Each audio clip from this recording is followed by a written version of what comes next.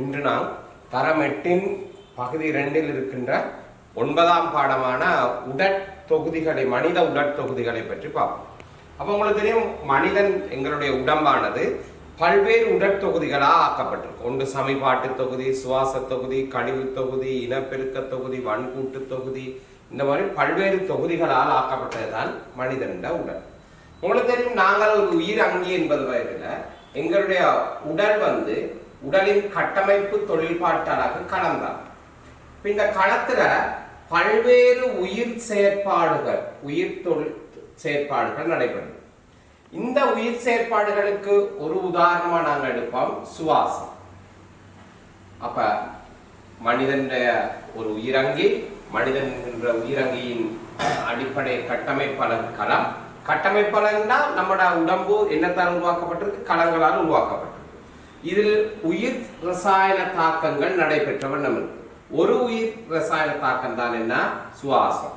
இந்த சுவாசத்தை எடுத்தீங்கன்னா நாங்க சாப்பிடுற குளுக்கோஸ், நம்மளோட உணவுல சமிபாடு அடைஞ்சு வர குளுக்கோஸ் ஆக்சிஜனுடன் சேர்ந்து சக்தி, கார்பனீராக்சைடு வாயு, நீராவி என்பன வெளியிடப்படுது. அப்ப எங்களுடைய உடம்புல சுவாசத்தின் போது குளுக்கோஸ் ஆக்சிஜனுடன் தாக்கமடைந்து சக்தியையும் நீரையும் கார்பனீராக்சைடையும் தரும். இந்த சக்தி உடலுக்கு பயனுள்ள ஒரு பொருள். இந்த சக்தி உடலுக்கு பயனுள்ள பொருள். இவை உடற்களங்கள்ல அதிகரிக்கும் போது, செறிவு அதிகரிக்கும் போது தீமையை ஏற்படுத்தும். அதனால இவற்றை நாங்கள் பயனற்ற பொருட்கள் தோன்றும். அப்ப ஒரு உயிர் ரசாயன தாக்கத்தின் போது பயனுள்ள பொருள், பயனற்ற பொருள் என 2 விளைவுகள் தோன்றும். இந்த பயனுள்ள பொருள் உடல் எடுத்துக்கொள்ளும். இந்த பயனற்ற பொருட்களை தான் நாங்க கழிவுகள் சொல்லுவோம். அப்ப ஒரு உயிர் ரசாயன தாக்கம் என்றின் போது தோன்றுகின்ற பயனற்ற பொருட்களை நாங்க கழிவுகள் சொல்லுவோம். இந்த கழிவுகள் உடலில் இருந்த கஷ்டம். ஆகவே இதில் உடலிருந்து அகற்றணும், உடலிருந்து அகற்ற வேண்டும். எனவே உயிர் ரசாயன தாக்கங்களின் போது தோன்றுகின்ற பயனற்ற பொருட்களான கழிவுகளை உடலிலிருந்து அகற்றும் தொகுதிக்கு பேரு கழிவு தொகுதி. கழிவு தொகுதி இப்ப விளங்கி இருக்குன்னு நினைக்கிறேன். மனிதன் ஒரு உயிரங்கி என்பதால் அவனுடைய அடிப்படை கட்டமைப்பாளது களம். அப்ப இந்த களத்துல பல்வேறு உயிர் செயற்பாடுகள் நடைபெறுகின்றன. ஒரு உயிர் செயற்பாடு உயிர் ரசாயன தாக்கத்தை எடுத்தா சுவாசம். இந்த சுவாசத்தின் போது என்ன நடக்குது என்றால், நாங்கள் சாப்பிடுற பொருள் சமிபாடு அடைந்து குளுக்கோஸா மாறும். இது களங்களுக்கு கொண்டு வரப்பட்டு குளுக்கோஸ் ஆக்சிஜனுடன் தாக்கமடைந்து களத்துக்குள் சக்தியையும் கார்பனீராக்சைடு வாயுவின் நீரையும் வெளியிடும். இந்த சக்தி ஒரு பயனுள்ள பொருள். இந்த கார்பனீராக்சைடும் நீரும் பயனற்ற பொருட்கள். ஆகவே அவற்றை நான் சொல்லுவோம் கழிவு பொருட்கள். அப்போ உயிர் ரசாயன தாக்கம் ஒன்றின் போது தோன்றுகின்ற பயனற்ற பொருட்களை நாங்க கழிவு பொருட்கள்னு சொல்லுவோம். இந்த கழிவு பொருட்களை வெளியேற்றுகின்ற அங்கங்களை நாங்க சொல்லுவோம் கழிவு அங்கங்கள். இப்ப மனிதனை பொறுத்தா பார்த்தா மனிதன்ல 3 கழிவங்கங்கள் இருக்கு. 3 கழிவங்கங்கள் இருக்கு. ஒன்று தோல், முதலாவது தோல்.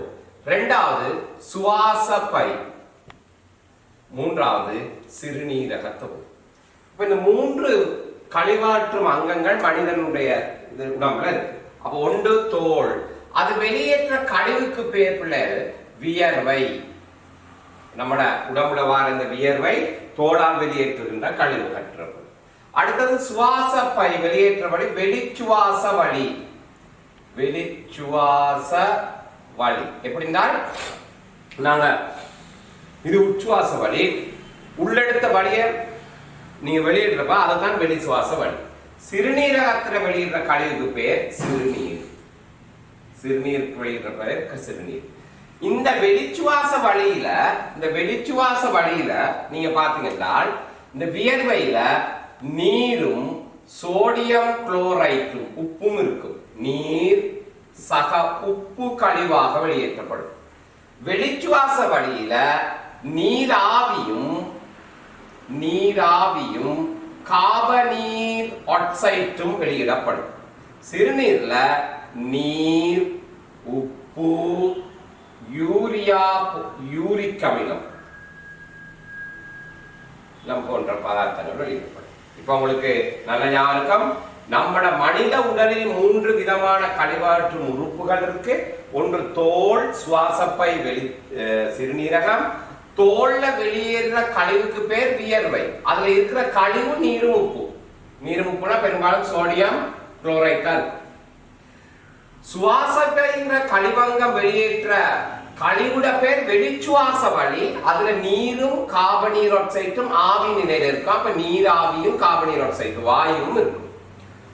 மிக முக்கியமான கழிவகற்றும் அங்கம் சிறுநீரகம். சிறுநீரகத்துல வெளியேற கழிவுக்கு பேர் சிறுநீர். அதுல நீர், உப்பு, யூரியா, யூரிக் அமிலம் என்பது. இந்த சிறுநீரகம் நைதரசன் கொண்ட கழிவுகளை வெளியேற்றுள்ளது. இந்த நைதரசன் கொண்ட கழிவுகள் தான் யூரியா, யூரிக் அமிலம் என்பன நைதரசன் கொண்ட கழிவுகள். ஆகவே இப்ப உங்களுக்கு விளங்கி இருக்கும், மனிதன் ஒரு உயிரங்கி. அவனுடைய உடலின் கட்டமைப்பு அழகு களம். இந்த களத்தில் பல்வேறு உயிர் ரசாயன தாக்கங்கள் நடைபெறுகின்றன. இந்த உயிர் ரசாயன தாக்கத்தின் போது பயனுள்ள பொருளும் வரும், பயனற்ற பொருளும் வரும்.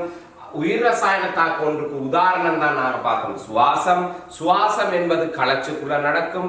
நாங்க சாப்பிடுற உணவுல இருக்கிற குளுக்கோஸ் ஆனது களத்துக்கு கொண்டு வரப்படும், ஆக்சிஜனும் கொண்டு வரப்படும். இந்த களத்துக்குள் ஆக்சிஜனுடன் குளுக்கோஸ் தாக்கமடைந்து சக்தி, கார்பனீர் ஆக்சைடு வாயு, நீராவி என்பவற்றை வெளியேற்றும். சக்தி பயனுள்ள பொருள், உடல்ல சக்தி தேவைகளுக்கு எடுத்துக் கொள்ளப்படும். இந்த பயனற்ற பொருட்களை நாங்க கழிவுன்னு சொல்லுவோம்.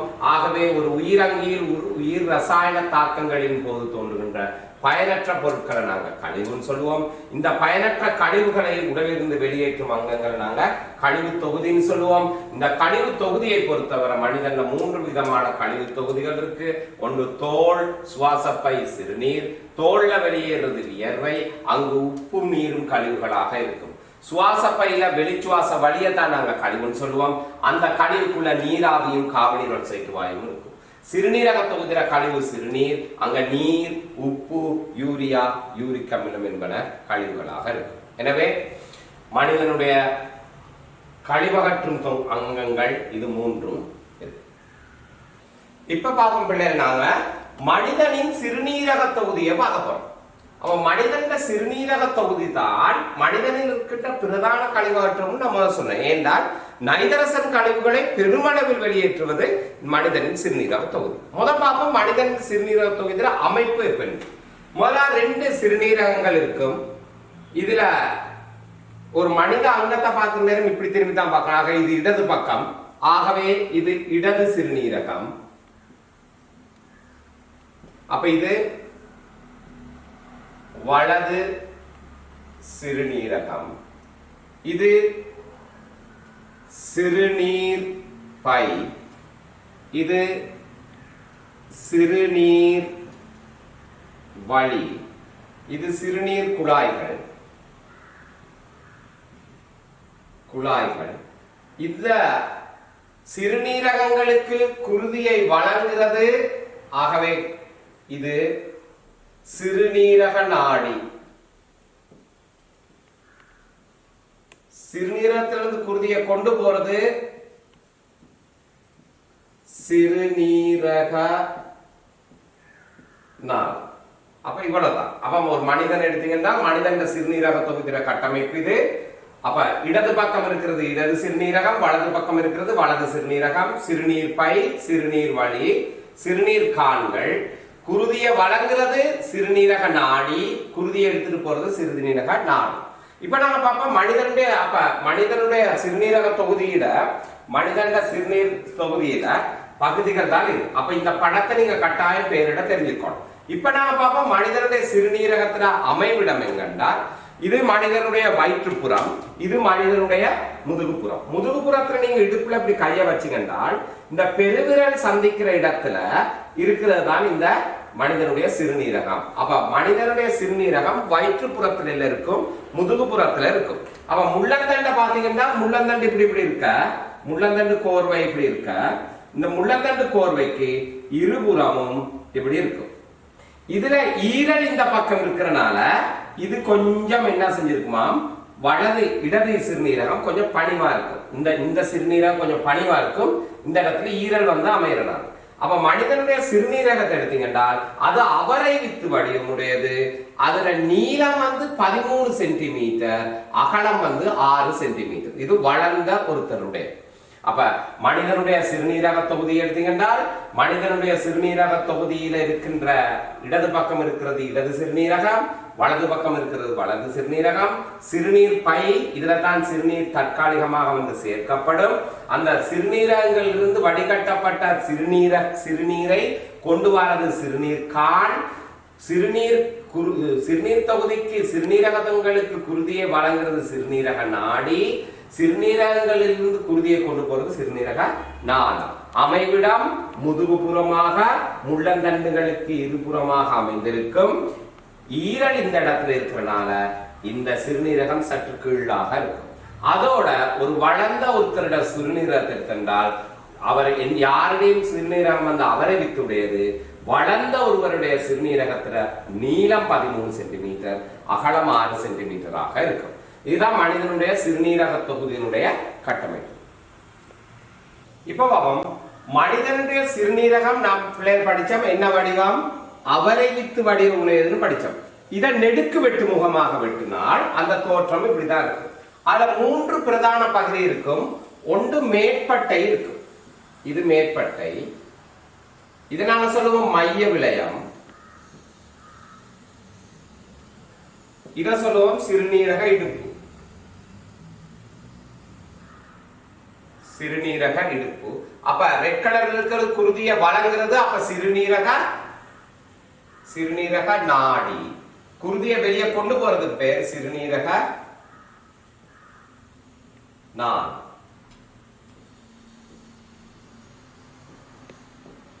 சிறுநீரக நாடி. இதுதான் மனிதனுடைய சிறுநீரகத்துல வெட்டுப்படும். அப்ப மேற்பட்டையில குருதிமை துளை குழாய்கள் நிறைய இருக்கும். அதனால அது கடும் நிறமாக இருக்கும். இந்த கூம்பு, இந்த சிறுநீர், இத சொல்ற சிறுநீரக கூம்புன்னு சொல்றது. இந்த மைய விளையத்துல காணப்படுறது சிறுநீரக கூம்புன்னு சொல்றது. இந்த சிறுநீரக கூம்புட இந்த நுனிப்பகுதி எல்லாம் இந்த பக்கத்தை நோக்கி இருக்கும். அப்ப இந்த சிறுநீரகம் என்ன செய்யும்? இந்த சிறுநீரக நாடி கொண்டு வர குருதியில் இருக்கிற கழிவு பதார்த்தங்களை வடிகட்டி இந்த சிறுநீரக நாடியின் இந்த சிறுநீர் காணின் நூடாக சிறுநீர் பையில கொண்டாந்து சேர்க்கும். இந்த சிறுநீர் பையில கொண்டாந்து சேர்க்கும். அங்கால இருந்து மத்த வார்த்தை இன்னொன்னுலயும் வந்து சேர்க்கும். அப்ப இது ரெண்டும் இந்த சிறுநீரக பையில இப்படி சேர்க்கும். அப்ப இங்கால உள்ள சிறுநீர்ல திருப்பி இங்காலையும் ஒன்று வந்து சேர்க்கும். அப்ப இந்த சிறுநீர் பையில சிறுநீர் தற்காலிகமாக சேமிக்கப்படும். அப்ப மனிதன சிறுநீரகம் நெடுக்கு வெட்டு முகத்தை எடுத்தீங்க என்றால் 3 பிரதான பகுதியை கொண்டது. ஒன்று மேற்பட்டை, அடுத்தது மைய விளையம், அடுத்தது சிறுநீரக இடுப்பு. இந்த மேற்பட்டையில குருதி மையத்திலே குழாய்கள் செறிந்து காணப்படுறதால கொஞ்சம் கடுமையான கருநிறமாக இருக்கும். மைய விளையத்துல சிறுநீரக கூம்பு காணப்படும். அதுல உச்சிகள் இடுப்பை நோக்கி இருக்கும். இந்த சிறுநீரகம் எல்லாமே இந்த சிறுநீரகத்துக்கு குருதியை கொண்டு வரது சிறுநீரக நாடி. சிறுநீரக நாடி இப்படியே குருதியை கொண்டு போய் இதுக்குள்ள சிறுநீர் வடிகட்டப்படும். வடிகட்டப்பட்டு இடுப்புளின் நூடாக இந்த சிறுநீர் காணின் நூடாக எங்க வரும்? சிறுநீர் பைக்கு வரும். சிறுநீர் பையில அது தற்காலிகமாக சேமித்து வைக்கப்பட்டு பிறகு வெளியேற்றப்படும். மனிதனுடைய சிறுநீர் எடுத்தீங்கன்றால் இந்த சிறுநீர்ல இருக்கிற கூறுகள் என்னென்னு பார்ப்போம். பெருமளவு என்ன இருக்குமா? நீர் இருக்குமா? பெருமளவு என்ன இருக்குமா? மனிதனுடைய சிறுநீரகத்துல நீர் இருக்குமா? அடுத்த அளவு உப்பு இருக்கும். உப்பு, அதை நாங்க சோடியம் குளோரைட்னு சொல்லுவோம். NaCl குறியீடு அவ்வளவு தேவையில்லை. அடுத்த யூரியா இருக்கும். அடுத்தது யூரிக் அமிலம் இருக்கும். யூரிக் அமிலம். அப்ப மனிதனுடைய சிறுநீரகத்தில் உள்ள கூறுகள் இதுதான். பெருமளவு இருக்கிற கூறு நீர், உப்பு இருக்கும், யூரியா யூரிக் அமிலம் இருக்கும். இந்த யூரியா யூரிக் அமிலம் ரெண்டையும் தாங்க நாங்க நைதரசன் கழிவுகள் சொல்றோம். என்ன கழிவுகள்? நைதரசன் கழிவுகள் சொல்லுவோம். அப்ப சிறுநீரகத்துல கூற வகைப்படுத்தலாம். 4 வகையான கூறுகள் காணப்படுது. பெருமளவு நீர் காணப்படுது, உப்பு காணப்படுது, யூரியா யூரிக் அமிலம் காணப்படுது. இதுல யூரியா யூரிக் அமிலத்தை நாங்க நைதரசன் கழிவுன்னு சொல்லுவோம். அப்ப ஒரு மனிதனுடைய உடம்புல இருந்து நைதரசன் கழிவுகளை வெளியேற்றுகின்ற பிரதான அங்கமாக இது தொழில்படுது. இந்த சிறுநீரகங்கள் தொழில்படும். ஆகவே இந்த சிறுநீரகத்துல நெடுக்கு வெட்டு மூர்த்திர படத்தையும் நீங்கள் பெயரிட தெரிஞ்சிருக்கோம். இப்ப பாப்போம் சிறுநீர் தொடர்பான நோய்களை பார்ப்போம்லே. இப்ப சிறுநீர் தொடர்பான நோய்கள் என்னென்றால் முதலாவது சிறுநீரக கல். சிறுநீரக கல் உருவாகிறத கழிவுபடுத்திருக்கும். இந்த கல்ல நீங்க நினைக்கிற மாதிரி நாங்க சாப்பிடுற உணவுல இருந்து வர கல் இல்ல, நாங்க அருந்துற நீர்ல இருக்கிற கால்சியம் ஆக்சலேட்டுகள். இந்த கால்சியம் ஆக்சலேட் படியும். எங்க படியும்னால் ஒன்று இந்த சிறுநீரக இடுப்பு பகுதியில படியலாம், அல்லது இந்த சிறுநீரக பகுதி இந்த சிறுநீர் வழியில எங்கேயாவது படியும். இந்த கால்சியம் ஆக்சலேட்டுகள் உருவாகிறதுக்கு காரணம் நாங்க அருந்துற நீர்ல பெரும்பாலும் நீங்க நம்ம கேட்டது நம்ம நாட்டுல இருக்கிற வட மாகாணம், வடமத்திய மாகாணம், கிழக்கு மாகாணம், வடமேல் மாகாணங்கள்ல நாங்க குடிக்கிற நீர் இங்க ஆழ்கிணற்றில் உள்ள நீர், தரைக்கீழ் நீர். இந்த தரைக்கீழ் நீர்ல கால்சியம் ஆக்சலேட்டுகள் அதிகமாக இருக்கிறதுனால அங்க இருக்கிறவங்களுக்கு அடிக்கடி சிறுநீரக இது வருது. இப்ப நாங்க பார்ப்போம் இந்த நோய் வாரத்துக்கு காரணம் என்னென்றால்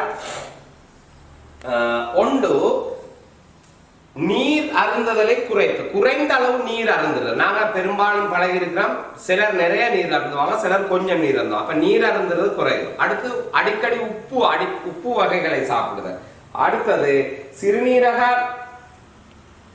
கழித்தலை தாமதப்படுத்தல். இப்ப நாம சொல்லியிருக்கோம் சிறுநீரகம் என்ன செய்யும், இந்த சிறுநீர் பையில வடிகட்ட சிறுநீரகத்தை வடிகட்டி இந்த சிறுநீர் பையில தேக்குது, தேங்கி நிற்குது. அப்ப இதுல நிறைஞ்ச உடனே எங்களுக்கு சிறுநீர் கழிக்கணும்ன்ற உணர்வு வரும். அந்த உணர்வு வர நேரம் சிறுநீர் கழிக்கப்பட வேண்டும்.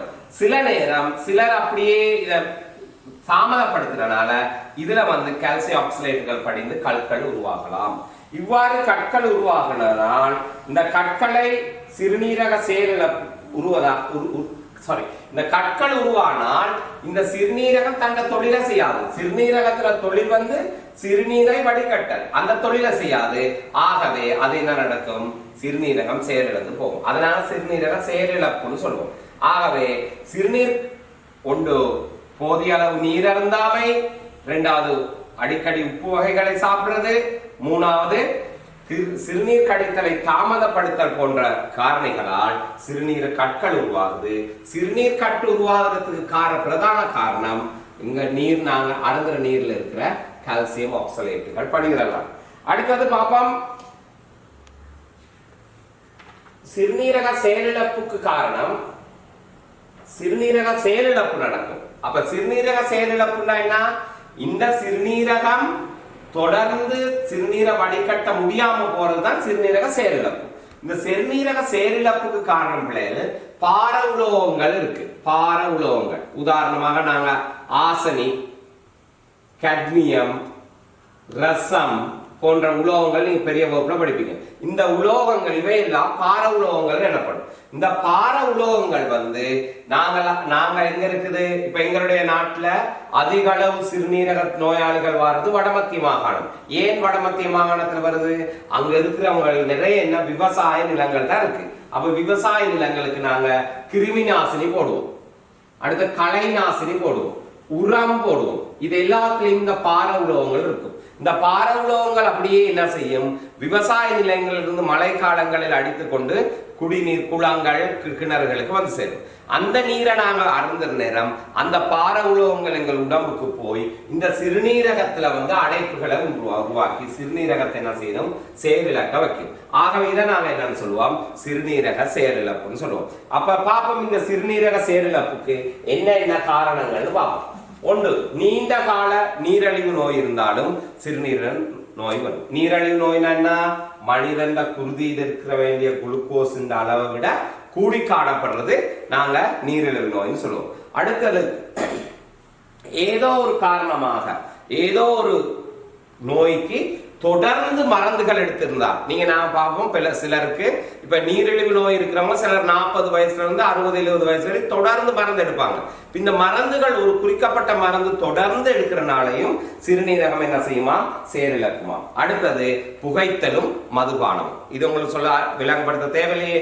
ஆகவே இந்த செயற்பாடுகள் எல்லாம் உண்டு. ஒரு நீண்ட கால உண்டு பார உலோகங்கள் சிறுநீரகத்தோட சேர்றது, இரண்டாவது மதுபானம் புகைத்தல் நடக்கிறது, மூணாவது ஒரு குறிக்க நீரிழிவு நோய் இருக்கிறது, அடுத்தது ஒரு நோய்க்கு நீண்ட காலம் ஒரே மருந்தை பயன்படுத்துது. இதனால சிறுநீரகம் என்ன செய்யுமாம்? செயலிழந்த போகும். ஆகவே சிறுநீரகத்தை செயலிழக்க செய்கின்ற நம்ம நாட்டில் இருக்கிற பிரதான பிரச்சனை என்னென்றால் இந்த கிருமி நாசினிகள், களை நாசினிகள், பசலை என்பவற்றில் ஈடுபடுகின்ற பார உலோகங்களான ஆசனி, கட்மியம், ரசம் போன்ற உலோகங்கள் தான் இந்த சிறுநீரகத்தில் போய் அடைப்பை ஏற்படுத்தி சிறுநீரகத்துல தொழில் என்ன? சிறுநீரை வடிகட்டுறது. அந்த தொழில் இல்லாம போறது செய்யும். அதுதான் சிறுநீரக செயலிழப்புன்னு சொல்லுவோம். அப்ப நம்ம நாட்டை பொறுத்தவரை சிறுநீரக செயலிழந்தவங்களுக்கு என்ன நுகைப்பு சோதனை செஞ்சு பிளட் என்ன செய்வாங்க? குருதியை சுத்தப்படுத்துவாங்க. அதே மாதிரி இந்த சிறுநீரகம் ஒரு பாதிப்படைந்தால் 100% இன்னொருவரிடமிருந்து ஒரு மாற்று சிறுநீரகை வாங்கி வைத்துக் கொள்ளலாம். அப்ப அந்த மாதிரி ஒன்று செய்யக்கூடியதான் நிலைமை இருக்குது. அடுத்தது அப்ப இவ்வளவுதான் மனிதனுடைய சிறுநீரக தொகுதி. அப்ப நீங்க என்ன செய்யணும் பிள்ளைகள்? இந்த பாடத்தை 8ஆம் ஆண்டுல பாட்டூல இருக்கிற 9வது பாடம் இதை நீங்க என்ன செய்வீங்க? அழகா இன்றைக்கு உட்கார்ந்து நாங்க விளங்கப்படுத்தினதை பார்த்து கொண்டு திருப்பி விளங்காத இடங்களை கீறிட்டி வச்சு கொள்ளுங்க. நான் உங்களை அடுத்த கிழமை சந்திக்க வருகின்ற பொழுது அந்த டவுட்டை கிளியர் பண்ணி எடுத்துக்கொள்வோம். சரிதானே? ரைட்.